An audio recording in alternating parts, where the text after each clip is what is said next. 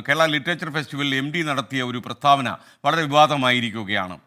M D Vasudevan രാഷ്ട്രീയ വിമർശനത്തിൽ ഒരുപാട് പ്രതികരണങ്ങൾ ആൾക്കാർ നടത്തുന്നുണ്ട്. ഇപ്പോൾ രവി ഡി സി പ്രതികരണവുമായി രംഗത്ത് വന്നു. ഡി സി ബുക്സിൻ്റെ അമരക്കാരനാണ് രവി ഡി സി. നിങ്ങൾക്കറിയാം, എഴുത്തുകാരെന്ത് പറയും പറയില്ല എന്ന് നമുക്ക് പറയാൻ അവകാശമില്ലെന്നാണ് അദ്ദേഹം പറയുന്നത്.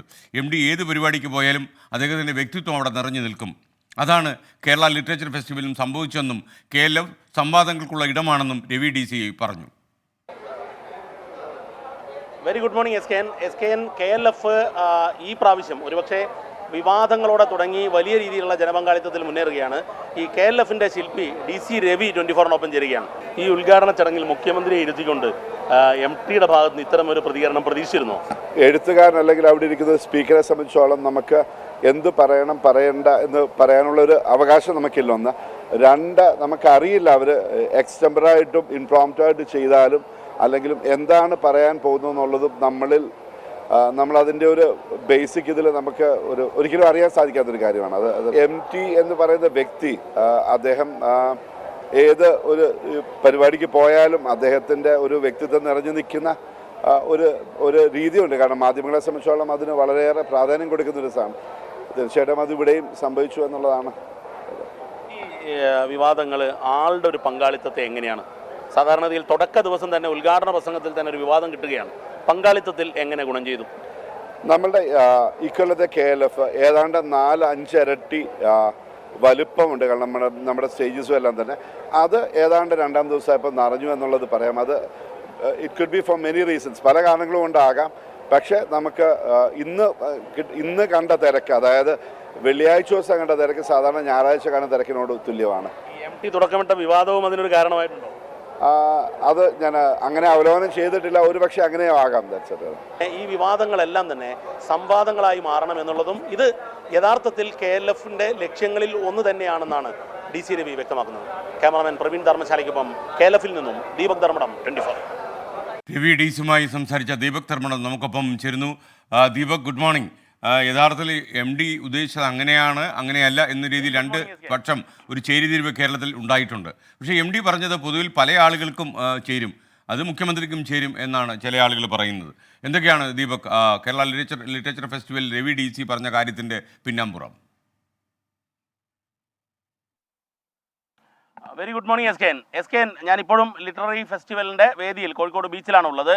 ഏറ്റവും പ്രധാനപ്പെട്ട കാര്യം, MT പറഞ്ഞതിനെ രണ്ട് രീതിയിൽ വ്യാഖ്യാനിക്കാനുള്ള സാഹചര്യമുണ്ട്. പക്ഷേ ഇതിൽ MT പറഞ്ഞതിന് ശേഷം MTയോട് സംസാരിച്ചു എന്ന് പറഞ്ഞുകൊണ്ട് സുധീർ കുമാർ പറഞ്ഞ സാഹചര്യത്തിൽ അത് കേരളത്തെ തന്നെയാണ്, മുഖ്യമന്ത്രിയെ തന്നെയാണ് ഉദ്ദേശിച്ചത് എന്നുകൂടി പറഞ്ഞ സാഹചര്യത്തിൽ സ്വാഭാവികമായും അതിനാണ് മുൻതൂക്കം ലഭിക്കുന്നത്. മാത്രവുമല്ല, സാഹിത്യ സാംസ്കാരിക ചേരി രണ്ടായി തിരിഞ്ഞുകൊണ്ട് ഇതിൽ വിവാദത്തിലേക്ക് ഏർപ്പെട്ടിരിക്കുന്നു. പ്രതിപക്ഷ നേതാവ് ഉൾപ്പെടെ ഇതിൽ പ്രതികരിച്ചതോടുകൂടി MTയുടെ വിമർശനം ഒരു രാഷ്ട്രീയ വിമർശനമായും അത് സംസ്ഥാന സർക്കാരിനെതിരെയാണ് എന്നുള്ളതും സ്ഥാപിച്ചെടുക്കുകയാണ് ഉണ്ടായത്.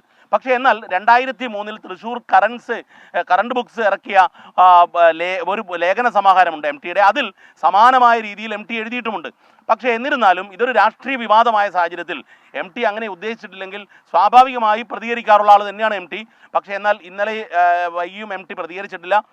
MTയുടെ മൗനം വളരെ വാചാലമാണ് എന്നുള്ളതാണ് ഇപ്പോൾ DC രവി പറഞ്ഞു. ഞാൻ ഇന്നലെ MTയുടെ വീട്ടിൽ പോയിരുന്നു MTയുടെ പ്രതികരണത്തിന്. പക്ഷേ MT പറഞ്ഞതിൽ കൂടുതലൊന്നും പ്രതികരിക്കുന്നില്ല എന്നുള്ളതാണ് നമുക്ക് മനസ്സിലാക്കാനും സാധിച്ചത്.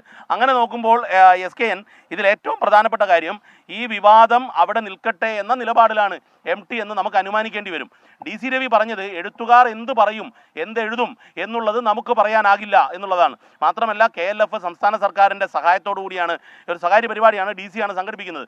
പക്ഷേ ഇതിന് വേദി സൗജന്യമായി നൽകുന്നു, പോലീസിനെ സൗജന്യമായി നൽകുന്നു, സർക്കാർ സംവിധാനങ്ങൾ പലതും സൗജന്യമായി ഇതിന് നൽകുന്നുണ്ട്. പക്ഷേ അത്തരം ഒരു ഉദ്ഘാടന ചടങ്ങിൽ മുഖ്യമന്ത്രിയെ ഇരുത്തിക്കൊണ്ട് ഇത്തരത്തിൽ രൂക്ഷമായൊരു വിമർശനം മുഖ്യമന്ത്രിയാണ് ഉദ്ദേശിച്ചതെങ്കിൽ അങ്ങനെ നടത്താമോ എന്നുള്ളത് ചോദിക്കുമ്പോഴാണ് ഈ KLFിൻ്റെ വേദി വിവാദങ്ങൾ പുത്തരിയല്ല എന്നുള്ള പരാമർശം കൂടി DC രവി നടത്തിയിരിക്കുന്ന SKN. ഏതായാലും ഈ വിവാദത്തിനെ കണ്ടെയ്ൻ ചെയ്യാൻ, നിർത്താൻ തന്നെയാണ്, അവസാനിപ്പിക്കാനാണ് CPIMൻ്റെ ഇന്നലെ ചേർന്ന സെക്രട്ടേറിയറ്റ് യോഗത്തിൽ തീരുമാനിച്ചത്. ഇന്ന് സംസ്ഥാന കമ്മിറ്റി യോഗവുമുണ്ട്. സ്വാഭാവികമായും സാംസ്കാരിക രംഗത്ത് ഇടതുപക്ഷത്തിന് അല്ലെങ്കിൽ CPIMനുള്ള ഒരു മേൽക്കൈയെ ചോദ്യം ചെയ്യുന്ന രീതിയിലുള്ള ചർച്ചകളാണ് ഉണ്ടായിരിക്കുന്നത്. കാരണം ഇന്നലെ നിരവധി സാഹിത്യകാരന്മാർ, പ്രമുഖർ ഇത് കേരളത്തെയും മുഖ്യമന്ത്രിയും ഉദ്ദേശിച്ചാണ് എന്ന് പറയുകയും, പക്ഷേ എന്നാൽ അതേ സമയത്ത് സച്ചിദാനന്ദനെ പോലുള്ളവർ ഇത് അങ്ങനെയല്ല, ഇത് ദേശീയ പരിപ്രേക്ഷ്യത്തിൽ ദേശീയ തലത്തിൽ കാണണം എന്നുള്ളത് പറയുന്നുമുണ്ട്. ഏതായാലും സാംസ്കാരിക മേഖലയിൽ രണ്ട് ചേരി രൂപപ്പെട്ടുകൊണ്ടുള്ള സമീപകാലത്തില്ലാത്ത വിധത്തിലുള്ള ഒരു ചർച്ചയ്ക്ക് MT തുറക്കമിട്ടു എന്നുള്ളതാണ്.